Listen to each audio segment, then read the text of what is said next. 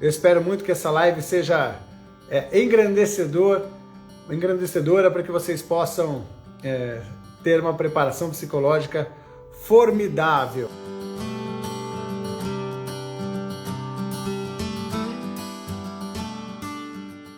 Toda grande luta, todo grande projeto, ele sempre tem um peso do lado físico, técnico e um peso para o lado emocional. Todo. Seja um novo projeto que você está desenvolvendo dentro do seu trabalho, seja um treinamento para você correr uma maratona. Os maratonistas falam o peso do impacto emocional para você conseguir cumprir a sua prova. Seja qual for o grande desafio que você tem, grandes desafios precisam de uma preparação técnica. Você tem que ser tecnicamente bom, você tem que treinar, você tem que fazer seus treinos, você tem que se preparar. Se você vai desenvolver uma empresa, você tem que ter conhecimento. Os gestores de empresa têm que ter conhecimento. Mas o equilíbrio emocional é um dos grandes pontos que vão diferenciar aqueles que vão conseguir chegar onde eles realmente querem. E a infertilidade não é nada diferente disso. E eu diria a vocês que o peso emocional é maior do que o físico e do técnico. Porque o físico e o técnico, a gente só vai conseguir correr atrás, nós só vamos conseguir buscar se você estiver emocionalmente, psicologicamente preparado para essa luta.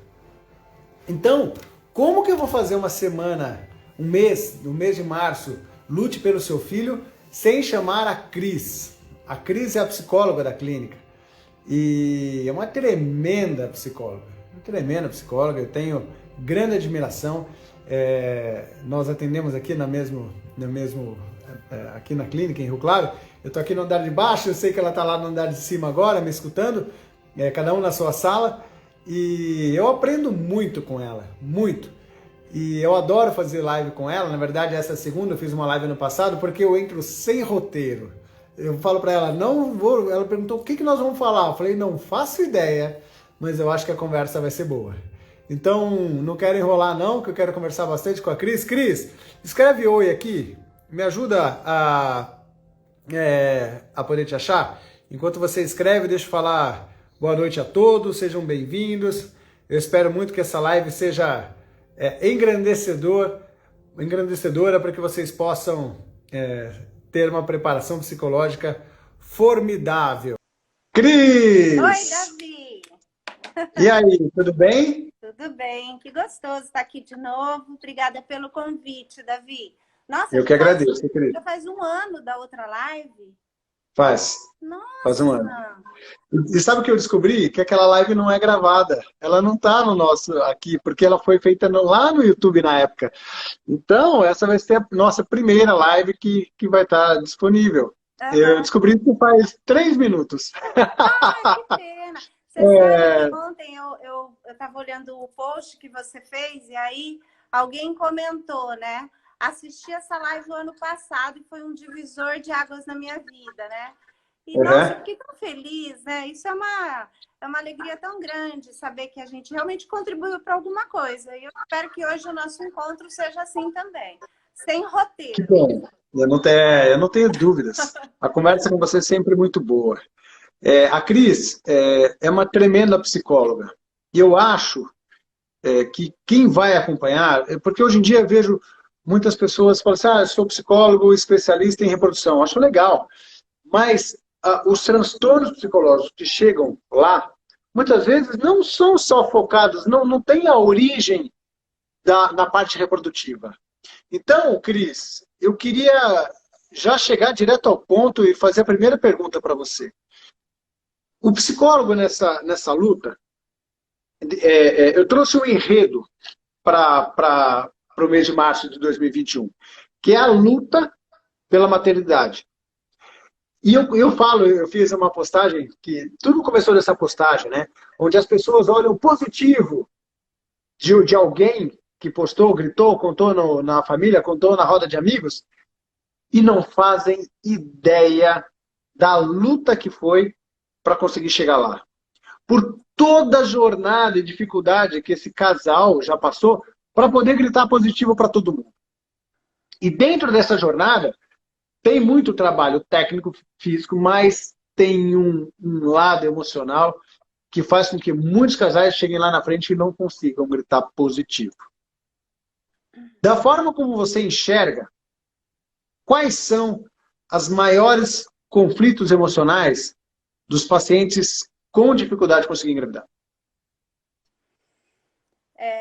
Em primeiro lugar, ansiedade, sem dúvida alguma. Né? Acho que a ansiedade é queixa recorrente aqui no consultório. Nos casos de infertilidade, então... e assim, o que a gente sente é que se a ansiedade não está tratada, ele acaba desistindo e sem antes poder experimentar outras possibilidades, tá? Mas lidar com a ansiedade é tão doloroso que ele acaba desistindo, sabendo que existiam ainda outros caminhos, tá?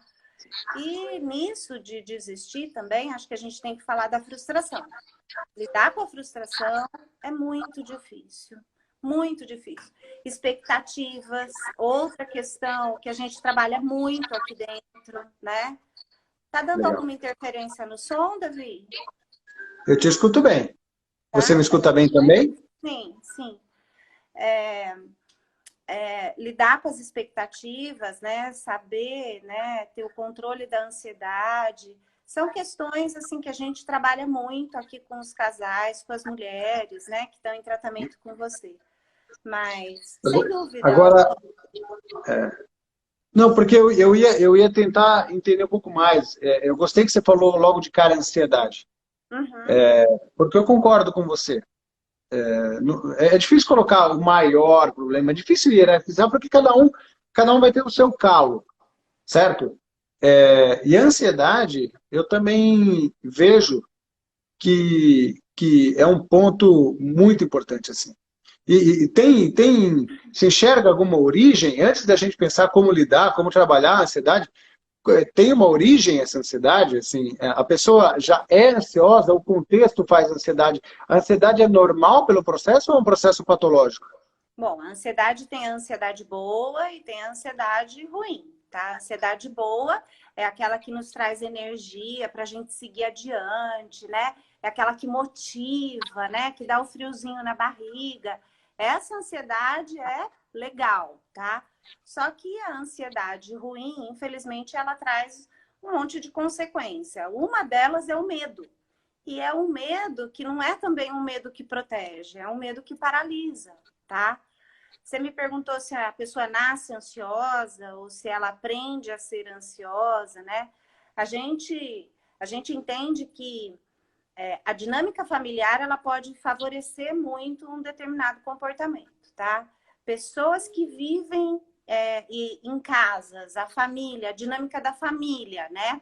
Isso já existe um histórico, né, de ansiedade. É muito comum que as pessoas elas mantenham formas de viver assim, de maneiras ansiosas, tá? Então, é um comportamento que ele é aprendido, tá? E a base da ansiedade é a insegurança, né? Então, aquele medo enorme de que tem alguma coisa para acontecer e aí que vai ser uma coisa muito ruim, tá? O difícil do ansioso é que ele projeta sempre lá na frente com uma carga de negatividade muito grande, muito grande. Nada vai dar certo para o ansioso. E aí vira um sofrimento tão grande que ele acaba por desistir dos projetos dele. E isso vale para tudo. Vale para os tratamentos de infertilidade, vale para a vida profissional, vale para os relacionamentos interpessoais. E assim, a ansiedade, ela é solo fértil para nascer uma série de outras coisas. Por exemplo, depressão. Não existe depressão sem ansiedade, tá? Transtorno obsessivo compulsivo. E aí uma série de outras dificuldades e de outras questões emocionais que são todas decorrentes da ansiedade. Mas olha a importância do que você me falou agora. A insegurança, né? Então, uma das bases, um dos pilares da ansiedade é a insegurança. E quem trabalha com reprodução, existe invariavelmente a insegurança. invariavelmente. Então, veja se a minha leitura é correta. Eu nunca pensei dessa maneira. Estou fazendo um brainstorm com você aqui agora. Porque se a insegurança é a base da ansiedade, eu sei que quando eu vou fazer algum tratamento, seja ele qual for, da maior a menor complexidade, eu não sei qual vai ser o final. Eu não sei se ela vai engravidar. Eu posso fazer um coito programado, eu posso fazer uma fertilização in vitro, num caso de ótimo prognóstico ou de baixo prognóstico. Eu não sei qual será o desfecho. E isso gera incerteza. Da incerteza, naturalmente, insegurança. Uhum. Então, naturalmente, eu induzo a ansiedade de todo mundo. Então, eu vejo aqui pessoas, todo mundo está ansioso aqui no meu consultório. Todo mundo.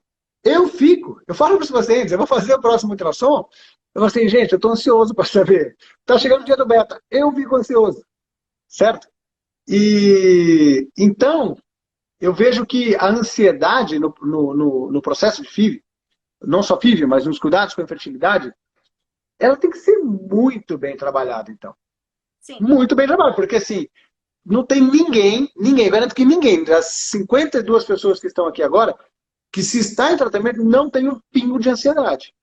E aí vem daquelas menos ou mais que pode gerar esse solo fértil que você diz para outros transtornos psicológicos. E existe como cuidar da ansiedade? Existe alguma coisa que eu possa trazer para ajudar o casal a ficar menos ansioso? Uhum. Então, vamos pensar esse caminho contrário, tá? Vamos partir de um paciente depressivo, deprimido, aí ele geralmente é uma pessoa ansiosa, tá? Essa ansiedade, ela vem de uma insegurança, e a insegurança, ela parte do quê? Da dificuldade que as pessoas têm de lidar com aquilo que é novo. O novo é um fantasma, né, na vida de algumas pessoas. Ele é muito assustador. E aquilo, né, Davi? A gente já conversou sobre isso. Tratar infertilidade é lidar com uma realidade que nós, mulheres, a gente nunca foi preparada para isso. A gente foi preparada para evitar filho e não para imaginar que a gente fosse ter problema para engravidar ou dificuldade, né, para engravidar. Esse novo é sempre muito difícil na vida de qualquer pessoa, não só no tratamento de infertilidade. Quando a gente vai fazer faculdade fora e quando a gente vai viver algo, mesmo que muito bom na vida da gente, ele gera insegurança e ansiedade. Por quê? Porque é novo, tá? Então, você deve estar se perguntando como que eu posso, né, amenizar esse sentimento para os meus pacientes? Dando informação dos passos que vocês vão caminhar juntos e como as coisas vão acontecer e deixando bem claro de que não tem como você dar uma resposta, se isso vai dar certo ou não. A gente vai estar todo mundo torcendo para que dê tudo certo, que o resultado seja tudo bem. Mas nós vamos partir desse caminho, depois, olha, quando a gente fizer esse passo, nós vamos partir para esse, aí dia tal a gente vai fazer outro ultrassom, tá bom? E nós vamos torcer muito, o passo a passo. Com isso, você consegue tirar um pouco desse desconhecido. Porque é o desconhecido que é assustador, sabe? Porque daí o ansioso, ele já começa assim, nossa, mas peraí, eu fiz esse exame agora, daí daqui 15 dias eu vou fazer outro, mas se eu não responder bem para aquela medicação, meu Deus, será que meu cisto não vai reduzir o tamanho? Nossa, daí eu já não vou conseguir começar o tratamento. Ela já está lá na frente pensando que deu tudo errado. Entendi. Tá? Então, quanto mais você puder dar de informação no passo a passo, olha, o programa desse primeiro momento nosso vai ser assim, ó, tá? Nós vamos fazer assim, depois nós vamos fazer desse jeito e poder tirar essas dúvidas, porque esse novo realmente, ele é muito assustador. Que legal que você falar isso, porque eu vejo isso na prática. Assim, vejo muito na prática, eu escuto muitos testemunhos. O caso novo, as primeiras conversas com o casal que nos procuram, normalmente demoram uma hora e pouco. Hoje eu fiz um caso novo de 2 horas. E eu escuto com muita frequência, falo, nossa, como a conversa me fez bem. É. Como me tranquilizou a conversa. E não foi uma conversa, na grande maioria das vezes, não é uma conversa de fica calma, vai dar tudo certo. Muito pelo contrário. Muitas vezes eu falo um monte de coisa que poderia tirar o casal do chão, Uhum. mas eles têm a informação, que era o que eles tanto buscavam. Uhum. Então, essas consultas de 15 minutos, em que o médico indica um tratamento sem uma base de argumentação, onde explique todo o processo, não só do que vai acontecer, mas por que vai fazer, a explicação do passo a passo e criar um cenário, um mapa do que vem pela frente, Uhum. gera muita ansiedade, insegurança. Caramba, por que ele está indicando o filho para mim se eu sequer tenho e sabe qual é o problema? Não ficou claro. Essa insegurança gera uma ansiedade gigantesca e faz com que muitos casais sequer deem o primeiro passo, que é iniciar o tratamento. Uhum. Aí eu não estou nem falando dos casais que estão desistindo do tratamento, estou falando daquele que sequer deu o primeiro passo para iniciar. Então, eu vejo isso muito na prática. É. Agora, uma pergunta para você. Ansiedade, eu tenho a minha resposta, vou ver qual é a sua. É. Assim, ansiedade, sabe o desencana que engravida? Relaxa. Assim, pro ansioso, Uhum. como é que você acha que o ansioso vai responder quando alguém chega para ele e fala assim, ó, relaxa, para, você está muito nervosa com isso daí, tá? Não, isso é Desencana que péssimo. você engravida. Ajuda isso aí? Não, não ajuda. Não, não ajuda em nada. Isso, É assim que controla a inclusive, ansiedade? vai gerar até raiva, né? Acho que a pessoa vai ficar com raiva, tá? Porque isso não é resposta para nada, isso não é ajuda, tá? É que assim, eu entendo que às vezes, né, os amigos, né, alguém da família, ele quer dar uma palavra de conforto para a pessoa, porque tá vendo o sofrimento, né? Mas realmente, desencana é muito sem. Não dá, né, Davi? Acho que gera mais raiva ainda. Você sabe que você estava falando, né, agora sobre um atendimento, uma consulta que você faz, em que você dá mais informação, né, que você explica como vai ser. Aliás, você explica o diagnóstico mesmo, né? A pessoa não sai só com um diagnóstico, ela sai entendendo o diagnóstico dela. Esses dias, dos nossos encontros lá embaixo, né? Eu falei assim, Davi, qualquer dia a gente precisa bater um papo sobre atendimento humanizado, porque é tão bacana, tá? E qualquer dia a gente precisa realmente marcar essa conversa nossa sobre Aqui, atendimento vamos falar aqui humanizado. já. Agora, Marcar a conversa, Cris. Quando que a gente tem uma hora porque para conversar assim? o Fala. atendimento humanizado, as pessoas ficam achando ai, nossa, mas em tempos de hoje, né, as consultas são tão rápidas, né? Mas isso não é o tempo, né? Não é falar, eu vou. Como que eu vou fazer? Eu tenho 15 minutos para atender cada paciente. Como é que eu vou atender, fazer um atendimento humanizado, né? Olhando que na sua frente você tem um ser humano, tá? Principalmente quando a gente recebe aqui ou uma mulher que está em tratamento de infertilidade com você, ou então uma paciente em tratamento de câncer de mama, né? A gente tem que entender que está entrando um ser humano dentro da nossa casa, dentro da nossa sala, e que ele merece toda a explicação do que está acontecendo com ele, né? Ele não é aquele diagnóstico, ele é um ser humano, é uma pessoa. E que às vezes a gente pode até se dedicar alguns minutos a mais, tá? Para uma consulta, né? O médico, principalmente, os nossos atendimentos são sempre de tempo fechado de 50 minutos. Mas isso vai trazer uma tranquilidade tão grande, um complemento tão grande para as outras consultas que virão. Uma compreensão, sabe, Davi? Às vezes um atendimento realizado às pressas, né? O médico nem consegue ver que aquela dor no peito, né? Não é um problema cardíaco, não é nada disso, é ansiedade, tá? Hoje, são inúmeras as causas de dores físicas decorrentes de dores emocionais. São inúmeras as queixas, tá? É lógico que a gente não é bobo nem nada, e assim, Se um paciente chega para mim e fala, eu sinto falta de ar, meu coração dispara, né? É lógico que eu vou pedir uma avaliação de um cardiologista para a gente descartar realmente qualquer problema clínico. Mas, na grande maioria das vezes, essa pessoa acaba voltando, né? Então, a gente precisa ficar muito atento a isso, porque você vai estar conseguindo fazer um atendimento de qualidade, né? E assim, abrindo um cenário realmente para você olhar aquela pessoa. E isso é atenção, é dedicação do profissional, é comprometimento do profissional. É também uma coisa importante que eu acho que é a gente estar preparado, né? A gente está tecnicamente preparado e passando segurança para aquela pessoa. Você é um profissional que você fala com muita segurança. Você passa essa segurança.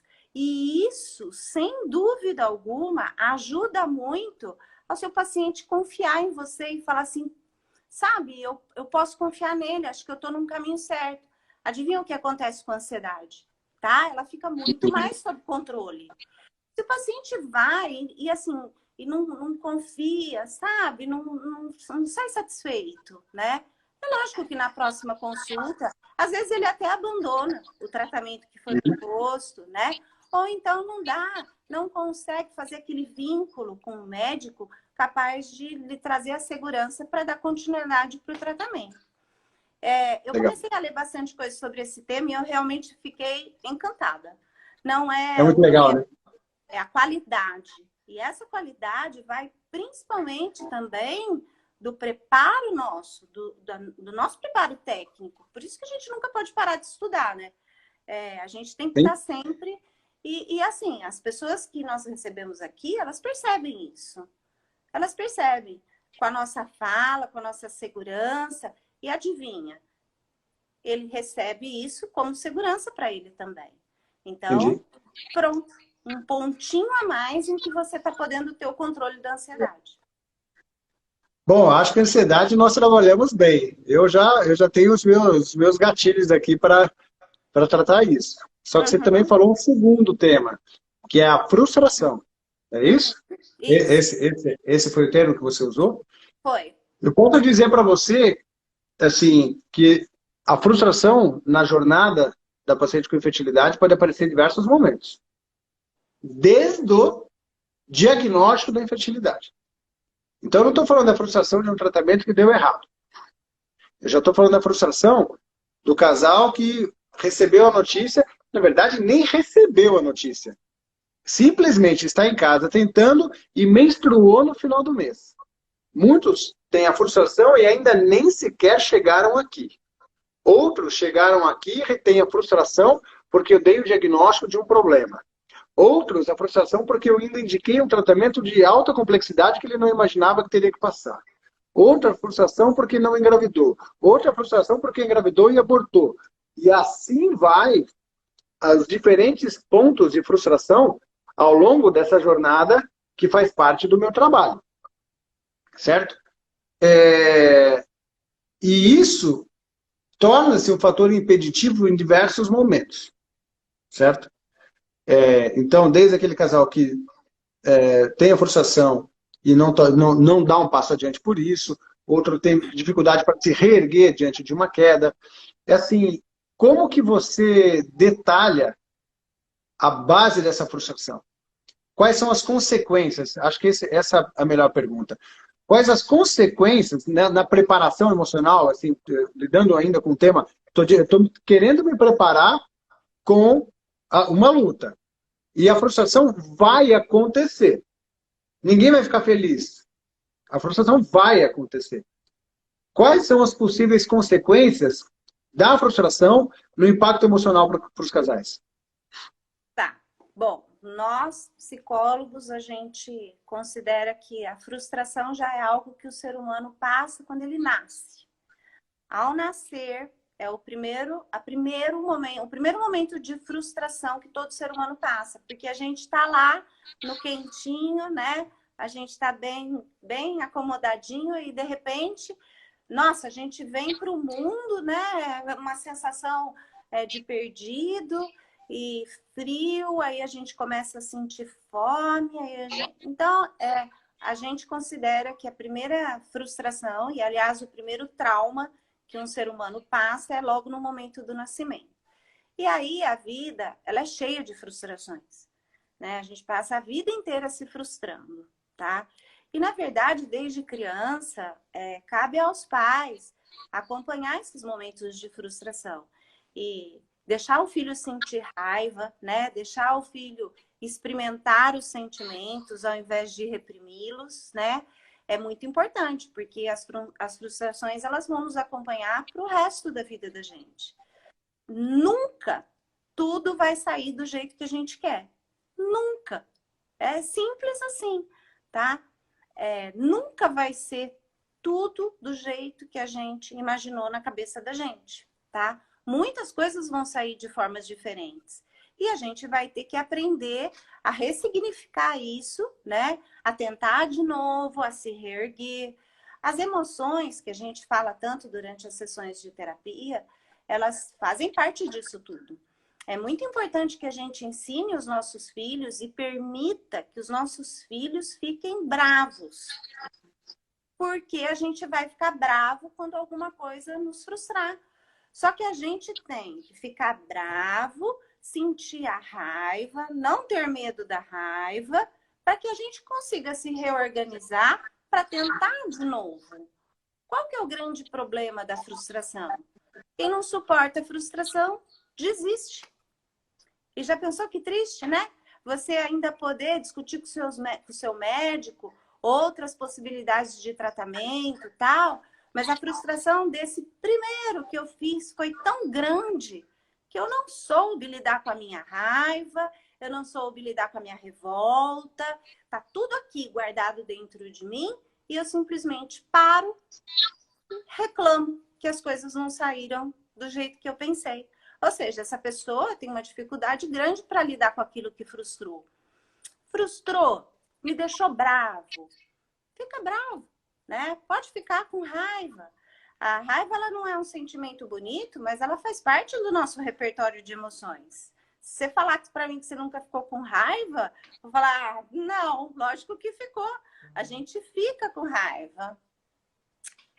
Cris, deixa eu colocar uma coisa, um insight que veio aqui, foi muito legal o que você falou. Porque você fez um paralelo assim do pai, né? Assim, poxa, deixa seu filho ter raiva, não reprime a raiva, né, do seu filho. E eu estou pensando nos pacientes. Aquela mulher com dificuldade de conseguir engravidar e recebeu a notícia que a amiga engravidou, que a prima engravidou, que sai no parquinho e só vê criança. E tem o sentimento de raiva. Eu fiquei com raiva. E aí, não é o pai falando pro filho para reprimir essa situação. É ela mesma se reprimindo. Caramba, como eu sou má de pensar que fiquei com raiva porque eu vi minha amiga ser minha amiga. Como é que eu vou ter raiva? Sabe, a autocobrança, a autorrepreensão pelo próprio sentimento de raiva, porque esse sentimento veio, você falou assim, é natural. E assim, me veio um paralelo muito claro isso na minha cabeça. Então não é o pai mais falando por filho, é você mesmo se repreendendo a sua própria raiva, porque sentiu verdadeiramente raiva porque recebeu a notícia de algum amigo que engravidou antes de você. E nesse caso, segue a mesma linha, eu posso falar para ela, gente, é raiva mesmo, assim, faz parte do que você está passando, é assim que a gente tem que encarar? Só que é assim, né? Por isso que a terapia é importante, né? Eu poder contar com um lugar que vai me receber com ética, com respeito, com sigilo, né? Uma pessoa, um profissional preparado, tá? Que vai chegar e falar assim, olha, tá tudo bem, tá? É normal que você fique com raiva e não precisa se culpar disso. Ou não pense que Deus vai te castigar, ou não pense que isso é que você está invejando aquela gestação, né? Você só tá brava porque com você ainda não aconteceu. Então, para que você se alivie disso, é melhor que a gente fale sobre isso, tá? tudo tem o seu lugar, né, Davi? Para a gente poder se Legal. sentir à vontade para falar, para a gente se sentir acolhido, tá? Uhum. Às vezes, se for falar isso com uma amiga ou com alguém, algum familiar, tal, não tem essa compreensão, porque a amiga e o familiar, eles não sabem como tudo isso tá processando tudo isso na cabeça desse casal, tá? Mas, Legal. sem dúvida. E outra, o casal também, né? O diálogo entre o casal, né? E de falar, poxa vida, olha, eu olhei hoje para aquela barriga, nossa, mas eu falei, poxa vida, aquela mulher, terceiro filho, precisa de tanto. É, Eu tô querendo um, né? E poder trocar isso com o marido, isso alivia muito a culpa, sabe, Davi? Quando fica tudo reprimido, quando a gente reprime raiva, né? Aí vem os julgamentos, tá? Os valores morais, eles começam a pesar muito. E até, assim, algumas coisas do tipo, ai, nossa, eu não posso pensar desse jeito, porque senão Deus vai me castigar. Eu tô com sim. inveja, né? Não, não é. A questão não é a inveja. A questão é que é difícil lidar com frustração. Dói, é duro, tá? Eu posso entender, eu já te falei essa teoria que eu tenho, e eu acredito muito nela, a gente já bateu um papo sobre isso, que são as fases do luto da infertilidade, que muitas vezes se assemelham às fases do luto de um paciente terminal, e que tudo começa pela frustração, a notícia ruim, é o que você falou, o novo, só que o novo frustrante, não é o novo excitante, mas o novo É, frustrante, em que vem primeiro a negação, eu com infertilidade, não, eu vou precisar de ajuda, vou precisar de um médico, não é possível, eu acho que não, eu vou continuar tentando, não é desencana que possível. engravida. Não é Desencana possível que que isso esteja engravida. acontecendo comigo. E da evolução da negação vem a raiva Isso. natural, isso que a gente está falando tanto agora. A raiva das situações que acontecem, a raiva porque está acontecendo com isso. E aí você precisa elaborar. Acho que no momento que você conseguiu elaborar, externar a sua raiva, você vai passar pelas próximas fases do luto até chegar à aceitação.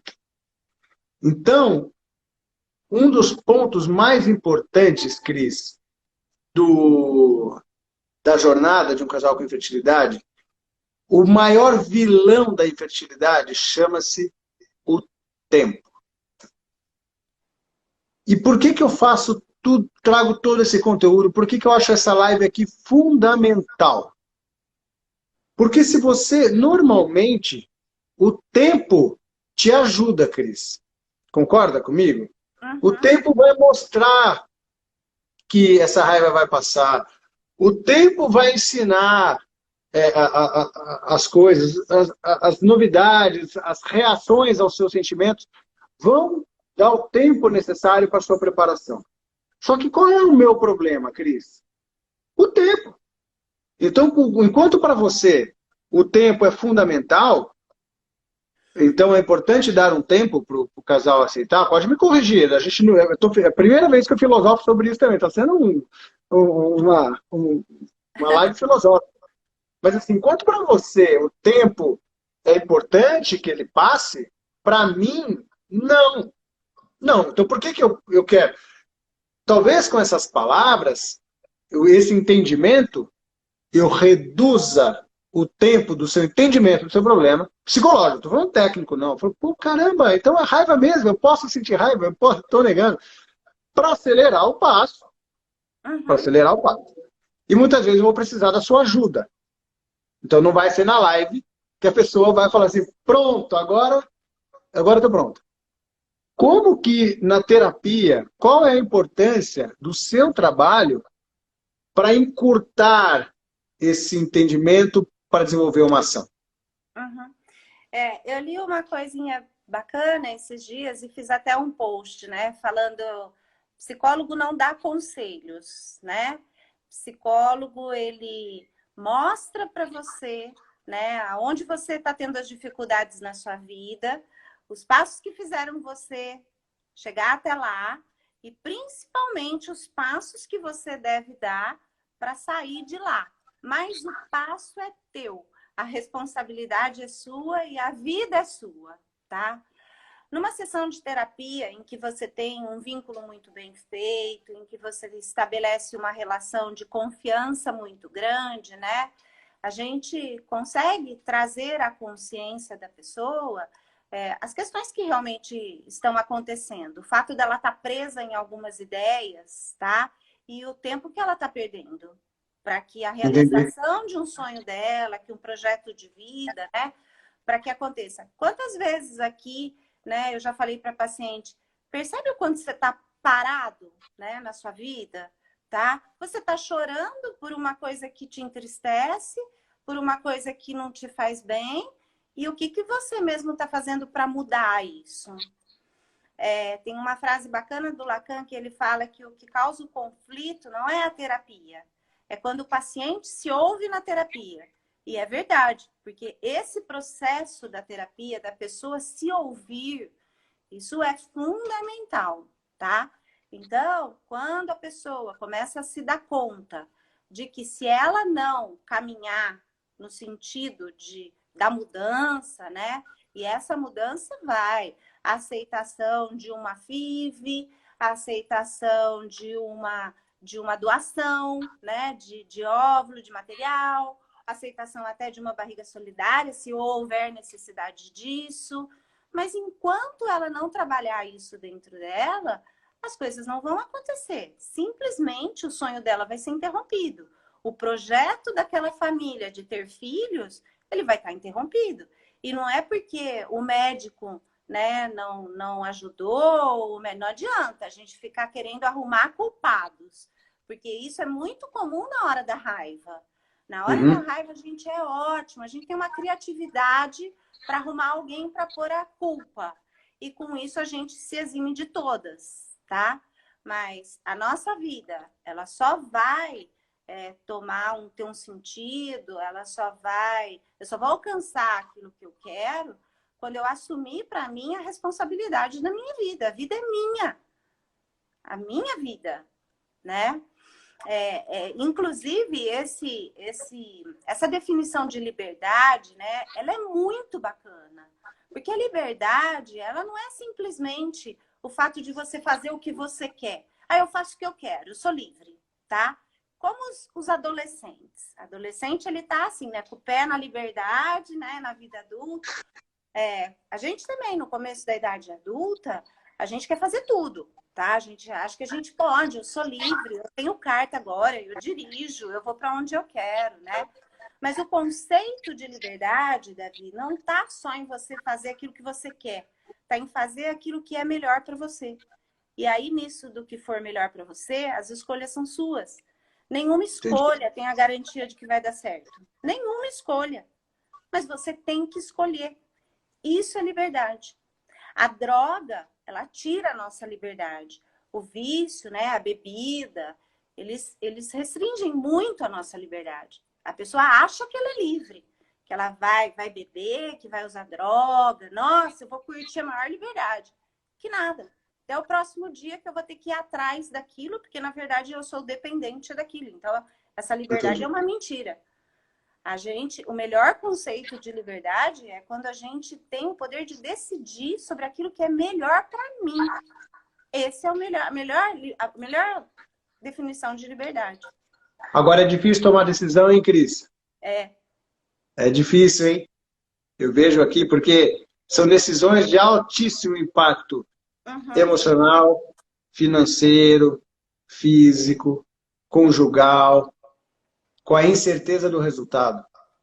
Eu acho que na nossa área da infertilidade, porque a Cris atende, nós somos uma clínica, atende os pacientes do meu pai com câncer, é muito focado em pacientes com distúrbios alimentares também, por isso que eu admiro demais, assim, tem uma pluralidade de ações e conhecimento. Se vocês olharem a página dela, assim, super recomendo que sigam a Cris nas redes, porque ela tem uns textos muito provocativos e muito legais. Mas, então é fácil. Não, a liberdade para você tomar uma decisão. Tome a sua decisão. Só que é difícil tomar decisão, Cris. Ai, meu Deus. como eu queria ser objetivo, eu estou imaginando um telefone, como eu queria, eu falo assim, então eu vou fazer a FIV. Tá bom, mas custa quanto? Porque a hora que toma aquela coragem, o encorajamento, vou fazer? Aí eu falo, não, mas peraí, mas custa tanto, ai, meu marido não sei se quer. E aí vem os bastidores dessa decisão. Então, e aí entra um ponto assim, essa decisão ela tem que ser pensada e calculada. Ela não pode ser uma decisão só na flor da emoção, certo? Qual é a importância do seu trabalho para tomar a decisão? Então, entendeu a minha pergunta? Eu quero saber assim, você acha que quem está inseguro, meu Deus, não sei se eu faço isso, a terapia vai ajudar a isso? Ou você acha que sou eu ou é você? Quem vai trabalhar essa decisão? Entendeu? Ou é o conjunto? Eu acho que é o conjunto, tá? Porque a indecisão, né, ela aumenta muito o nível de ansiedade, tá? Porque na indecisão existe muito medo, tá? Porque daí, além de todo o processo do tratamento, se eu saber se vai dar certo ou não, e a minha vida, como é que vai ficar? Né? A minha vida financeira, né? Como é que eu vou me organizar, né? E aí eu acho que vale a pena, né? A gente falar, né? Do pôr o pé no chão e lidar com a realidade, né? E saber, né? Ter um controle das expectativas, tá? Dar o passo do tamanho da perna que a gente consegue dar, né? Não ultrapassar isso, porque senão pode vir uma decepção muito grande, um desapontamento muito grande, né? Exatamente porque não houve um planejamento, tá? Só que isso também, você vê, né, Davi, a gente esbarra na questão do tempo, né? Quanto tempo eu vou precisar? Exatamente. Exatamente. Agora, tudo bem. Fui lá, eu entendi, passei pela negação, passei pela raiva, entendi que é normal eu ficar nervoso quando vejo uma mulher grávida. Fui com o Davi, aceitei fazer o tratamento, superei aquela negação que eu tinha, fiz um tratamento, gastei um dinheiro razoável, criei uma expectativa gigantesca para o meu resultado e não engravidei. Aí eu estou entrando na sua terceira palavra que você colocou lá no início da live. Então eu estou virando o capítulo. Você falou para mim controle de expectativas. Isso. Você acha que eu tenho como que o casal deve trabalhar? Pé no chão, pé atrás, pé à frente, entendeu? Porque assim, como é que é? Controle de expectativas é assim, é ser frio o tempo todo, racional o tempo todo. Não dá para ficar assim, não dá para querer a mais. Eu não posso pensar, vai dar certo, vai dar certo. Eu não posso pensar assim, o que é controle de expectativa? Porque para mim eu sei. Para mim, controle de expectativa, eu trabalho com número. E aí a pessoa cria a expectativa que ela quer. Eu falo 50%. Se ela vai olhar o copo meio cheio, o copo meio vazio, eu dei um número. E para você? O que é trabalhar a expectativa para você? Eu penso que não, que a gente não pode ser absolutamente razão, tá? O ser humano, ele é uma mistura de razão e de emoção, né? Deus me livre a gente levar um projeto da vida da gente, né, só na razão, tá? Aí a gente deixa de ser humano. A emoção, ela é muito importante, tá? Ela é importante na torcida, ela é importante no vibrar, né, de um resultado ou de um tratamento que está dando certo, né? É muito importante. Isso faz muito bem para gente. Mas calma lá, tá? Sem exagerar nas expectativas. A gente aprende, né, depois de anos, né, em trabalho terapêutico, que a chave de tudo, Davi, é você ter o equilíbrio, tá? E buscar esse equilíbrio, na verdade, eu acho que é o grande sentido da nossa vida. Como assim? Qual Sentido parte... da vida, já ouvi esse nome em algum lugar. Já ouviu, né? Como assim? Por onde eu vou responder agora? Agora eu tenho que ser razão ou agora eu tenho que ser emoção? Tá? Porque tem essas duas coisas dentro da gente. Tem horas que a gente vai ter que lançar mão da razão, né? e assim, pensar friamente em algumas coisas, se organizar. Eu acho até, né, que a gente dá mais vazão para as nossas emoções quando antes a razão já preparou, sabe? A razão prepara e aí você fala assim, nossa, agora espera que eu vou sentir, tá? Se ficar só a emoção, é um perigo muito grande, né? É um perigo grande de você se perder e se machucar e depois se frustrar tanto e ser doloroso demais, tá? Que horas eu uso? Quando que eu uso? Quanto que eu uso? Né? A gente é feito de razão e de emoção. A gente tem que buscar o nosso equilíbrio, tá? Posso falar o jeito que eu trabalho com isso? E você me Pode. corrige? Como é que eu costumo fazer? Hum, Na primeira conversa, as primeiras conversas, antes de qualquer tipo de tratamento, são conversas acolhedoras, mas também são conversas técnicas. Falo um monte de caminhos possíveis para dar certo, mas também não deixo de falar os empecilhos que podem fazer com que não dê. uhum, E quando o casal tem mau prognóstico, tem baixa chance de sucesso, hoje, imediatamente antes da nossa conversa, eu conversei com um casal que tem uma chance de gravidez menor do que 1% de ter um bebê com seu próprio óvulo. Eles não tinham ideia disso. E a chance era menor do que 1%. Eu mostrei as publicações mostrando os números, não fala do número da minha cabeça. Então, eu trabalho muito a razão antes. uhum. Muito a razão. Até que o casal chegue a uma definição. Eu vou fazer. Ah, minha chance é de 5%. Eu vou fazer, eu vou lutar pela minha chance. Ótimo.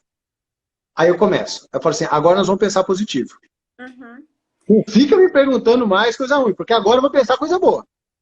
Não fica puxando o pé para trás. Entendeu? Ah, Entendi. doutor, se não der certo, eu falei, não, filho, isso aí eu já conversei lá atrás. Você já teve a chance de desistir lá atrás. Já te dei informação suficiente para não pular nesse barco. Agora nós estamos no barco, nós vamos pensar positivo, nós vamos remar. Nós vamos remar. Davi, se não der certo, ou não dá certo, já conversei lá atrás. Agora eu estou remando. Não fica falando que não vai dar certo, porque agora eu estou remando, senão eu perco a minha energia para poder continuar remando. Então eu sei, eu já trabalhei a razão lá atrás. Eu não iludi com as informações. Mas enquanto eu estou remando, eu não fico falando coisa ruim. Então, enquanto eu estou no ringue, enquanto eu estou na luta, que é a minha analogia com esse mês, eu não fico pensando que vai dar certo. E se der errado, aí depois eu volto na conversa lá atrás. Então, vamos conversar lá atrás de novo? Vamos preparar de novo? Ou você acha que, que eu preciso manter... Porque quando eu começo o tratamento, o casal sai do chão mesmo. Sai do chão mesmo. Na hora que está remando lá o barco, a gente está remando. Você acha que eu devo puxar para trás de novo, de vez em quando dar uma opa, volta para a terra? Não, não, porque o trabalho inicial de informação, olha, então a notícia que eu tenho para dar para vocês é essa, tá? O luto, né? A tristeza de ter que ouvir ai, é mesmo, é assim, vai ser de 1%, né? Todas essas questões, elas foram dadas no início, tá? Isso abre espaço para que o casal consiga tomar uma decisão. A decisão vai ser deles, tá? Olha, a gente quer partir para isso, nós queremos partir para isso. Quando eu falo para você, né, do paciente, ele saber o que vai acontecer com ele, tá? É exatamente nesse momento, Davi. Pronto. Meu diagnóstico é esse. Olha, tem 1% de chance para engravidar. Tá. O que você pode fazer agora? Vocês podem escolher ou esse tratamento, ou a gente pode ir por aqui. Tá. Pensaram? Decidiram? Agora é isso que a gente vai focar, tá? Nós vamos, é esse foco, é isso, nós vamos olhar para isso. Nós vamos esquecer todo o resto. E a gente vai Legal. comemorar, a gente vai dar um passo de cada vez, e cada passo vai ser muito bem-vindo, cada resultado, tá? Você percebe o quanto você, dando a informação antes, trazendo o diagnóstico claro, verdadeiro, né? O casal consegue, facilita muito mais o foco disso para eles. E eles vão poder elaborar a tomada de decisões, a programação, como que eles vão fazer. E assim, não pensar em outras coisas, tá? Foi decidido isso, é nisso que nós vamos seguir. E aí, sabe o que eu acho, Cris, que é legal para o casal em tratamento? Para lidar com a expectativa e a ansiedade? Hum. Crie expectativa para o próximo degrau. São muitos degraus até você chegar ao seu filho. Muitos. Por exemplo, vamos falar em filho. Eu vou começar as injeções e o casal está me perguntando da transferência. Tem casal que me pergunta do pré-natal. Mas, gente, mas peraí, eu não tenho óvulo ainda. Você está falando para mim da transferência? Eu falo, eu não vou nem responder. Eu falo, eu não estou pensando na transferência. Eu falo, eu crio um mapa, né? Quando eu vou fazer um tratamento, eu crio um mapa. Então eu anoto. Essa semana passada o casal me perguntou, Davi, nós vamos fazer biópsia do endométrio? Eu falei, nossa, peraí que você está falando endométrio, eu estou aqui para fazer a coleta do seu óvulo. Eu estou muito focado na coleta do seu óvulo. Depois que eu tiver o seu embrião, eu vou pensar no seu endométrio. Eu tinha notado lá que nós íamos fazer biópsia do endométrio. Mas eu estava tão focado, você falou em foco, né? Mas o meu foco, e eu acho que tem que ser o seu também, é para o próximo degrau. O que eu posso fazer para chegar da melhor maneira na próxima etapa? Não pula etapa, porque daí é expectativa.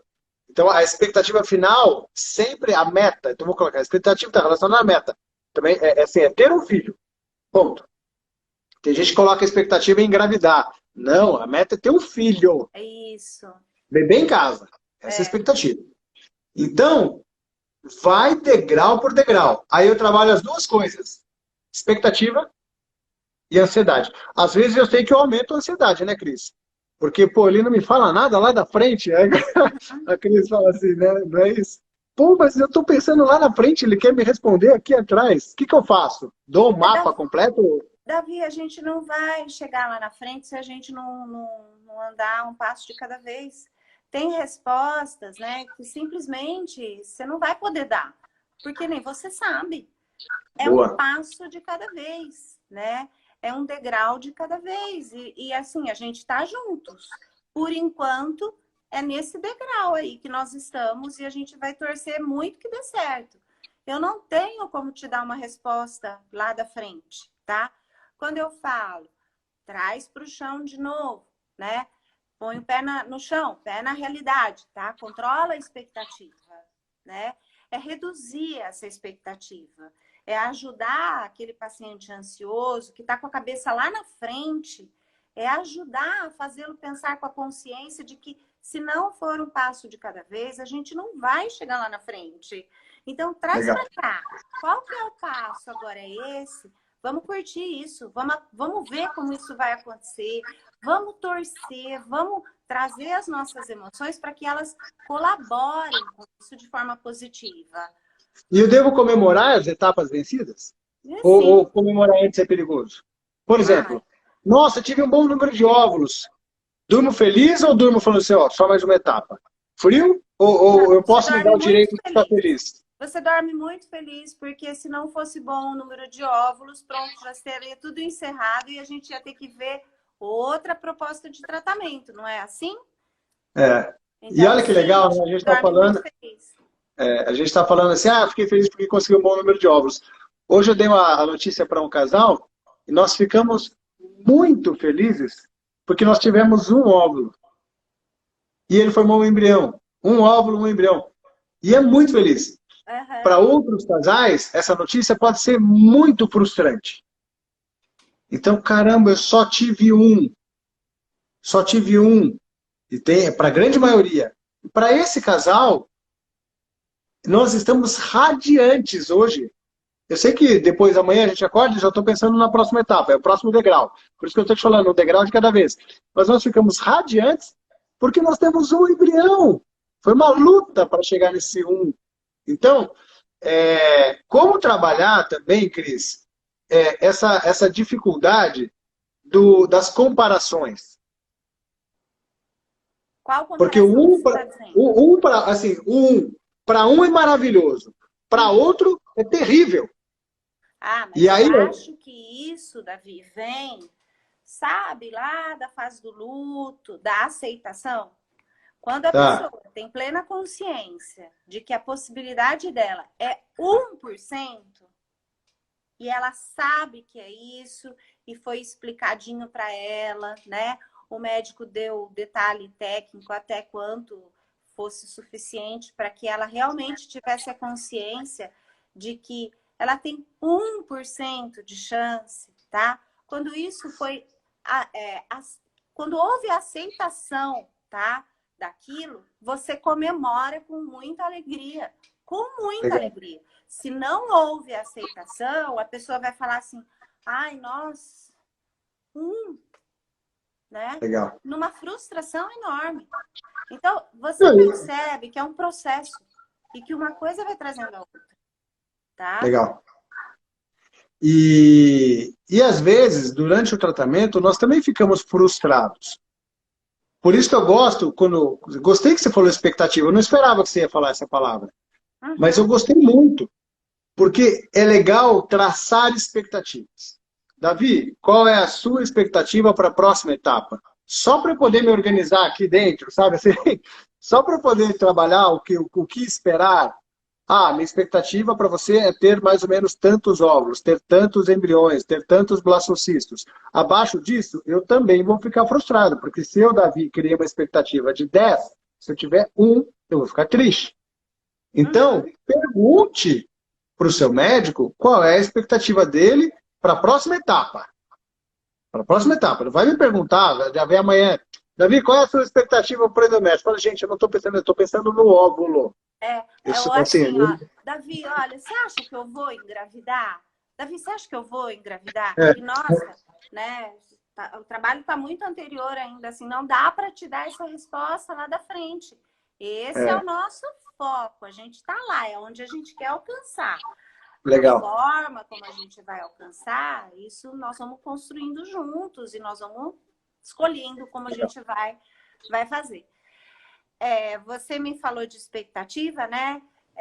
Às vezes eu pego algum caso e eu vou discutir lá com você e falo, Davi, como foi, né, aquele ultrassom?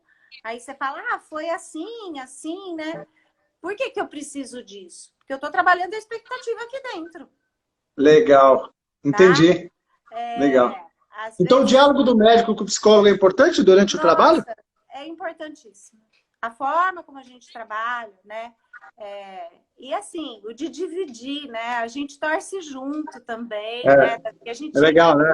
É muito legal, é muito legal. Depois a gente encontra com o casal, né? Em outra situação, já passado algum tempo, e é muito gostoso, é muito gratificante. Mas assim, a nossa troca, né? Às vezes eu pergunto determinadas coisas para você, Davi, aquele caso, né? Aonde que vocês estão? Em que momento que está do tratamento? Não, essa semana nós vamos fazer isso e aquilo. É exatamente para eu cuidar das expectativas aqui, tá? Legal, hein, Cris? Eu quero aproveitar, eu vi um comentário aqui da Solange, estou torcendo para ela estar aqui. Ela colocou sobre infertilidade sem causa aparente. Que bom que você colocou isso, Solange, porque assim, cabe muito bem aqui nessa conversa. Porque infertilidade sem causa aparente, quando eu não sei qual é o problema, para mim, isso é um dos pontos que mais gera ansiedade. De longe, um dos pontos que mais gera ansiedade. E existe uma resposta para controlar a sua ansiedade. Por quê? Porque infertilidade sem causa aparente, quando não se acha causa, existem protocolos de condutas para isso. Infertilidade sem causa aparente, além de tudo, é um diagnóstico. E aí eu te convido, e convido para quem estiver aqui e se interessar por isso, assista a live chamada Plano Fértil. Porque o controle de expectativas e planejamento tem que se respeitar 4 informações. Idade da mulher, tempo de infertilidade, reserva ovariana e a causa da infertilidade. A infertilidade sem causa aparente trabalha o não saber a causa. E aí eu vou trabalhar as outras 3 variáveis para definir uma conduta. E quando eu dou uma explicação racional, mesmo sem saber a causa, eu controlo a ansiedade e a expectativa de quem tem infertilidade sem causa aparente. Então eu adoro atender casais com infertilidade sem causa aparente. Por quê? Primeiro eu preciso achar a causa. eu vou fuçar ainda mais para tentar achar causa. Eu acho fundamental achar causa, porque senão parece que você está tirando no escuro. Agora, mesmo nos casos que eu não acho, a gente procura protocolos de conduta tendo como base essas 4 informações. Tá bom? Ah, o Solange está aí. Que legal. Então, é assim, eu acho que é assim, Solange, a gente consegue controlar a sua ansiedade, a sua expectativa e faz com que você se encoraje a buscar informações. Então, só para responder uma questão que colocou aqui, cabe muito no tema. Cris, estamos a encerrar e eu não quero encerrar sem deixar você falar o que você quiser.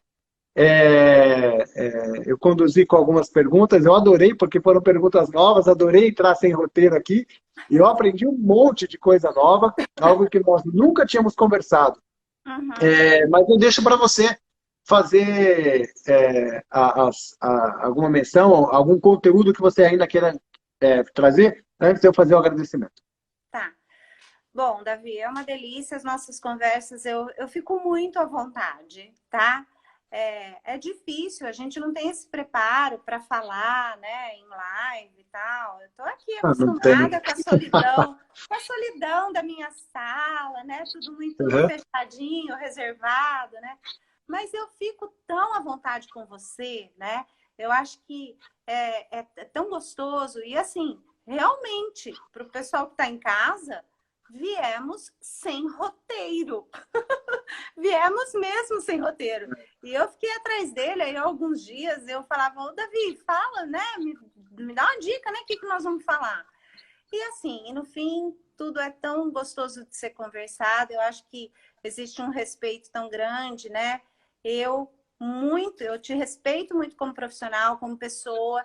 Fui acolhida aqui nessa clínica, essa clínica familiar, né? Fui super acolhida e com tanto respeito também, que eu acho que vocês abriram a porta para a psicologia, uma clínica só de médicos, né? Que eu me sinto muito feliz aqui dentro. Então, Legal. quero muito te agradecer, tá? Um abraço grande e obrigada pela oportunidade, tá bom? Cris, eu que super agradeço. Eu tenho muito carinho e admiração por você, super profissional, sabe falar o que a gente precisa ouvir. Sabe falar o que a gente precisa ouvir. E a gente não precisa ouvir essa coisa boa, não. Eu queria dar uns puxões da gente de vez em quando. Mas sabe falar o que a gente precisa ouvir. Eu adorei esse contexto de acompanhamento em conjunto, eu valorizo muito isso. Hoje em dia, a telemedicina e como é que é? Tem telemedicina e telepsicologia. Funciona a consulta online com você, Cris? Como é que é? Funciona? Funciona a consulta online com você? Nossa, muito.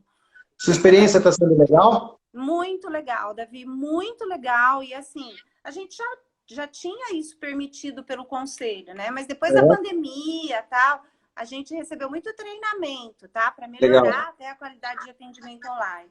E tem funcionado muito bem. Eu tenho paciente de Belém, eu tenho paciente aqui do estado de São Paulo mesmo, ou fora do estado de São Paulo, né? E é muito bacana, funciona muito bem. Então, passo aqui as minhas recomendações, seja de perto, seja de longe. Como é que eu faço para passar com a Cris? Manda um direct para ela aqui na live e aí ela se vira para encaixar na agenda. Mas eu super recomendo que todo mundo faça terapia. Uma das perguntas que eu já fiz para a Cris no passado é: Cris, quem precisa de terapia? Hoje eu não faço mais, eu já falo todo mundo. Saiba que eu mesmo, Davi, não indico terapia para todo mundo. Eu não falo assim, agora você vai na psicóloga. Não é todo mundo que passa comigo que eu encaminho para a Cris. Mas saiba que, para mim, todo mundo precisa. Eu vi a paciente ontem. Davi, se não fosse a Cris, eu não estaria nessa fase que eu estou no tratamento com você. Ela que tá, você sabe até de quem eu estou falando. Mas, e é muito verdade. Então, eu acho que tem gente que precisa mais. Eu acho que tem gente que precisa de terapia. E aqueles outros que, mesmo que se sentem confortáveis, estão bem resolvidos, vão crescer mais tendo a possibilidade de conversar com alguma terapeuta. E faço da Cris uma ótima indicação. Mas existem outras excepcionais psicólogas, assim como existem outros excepcionais médicos que trabalham com reprodução. A nossa intenção é aqui trazer conteúdo para que você possa seguir melhor a sua jornada. Cris, super admiração. Muito obrigado. Obrigado. Obrigada, com louvor, assim. Suas lives são demais. Eu acho que vai ficar para a história, vai ficar marcada e dessa vez vai ficar salva, tá bom? Ah, que bom. Obrigada, Beijo para todo Davi. mundo. Cris, beijão. Já te vejo daqui 3 minutos ali no café. Lá embaixo. Até já. Tchau. Tchau.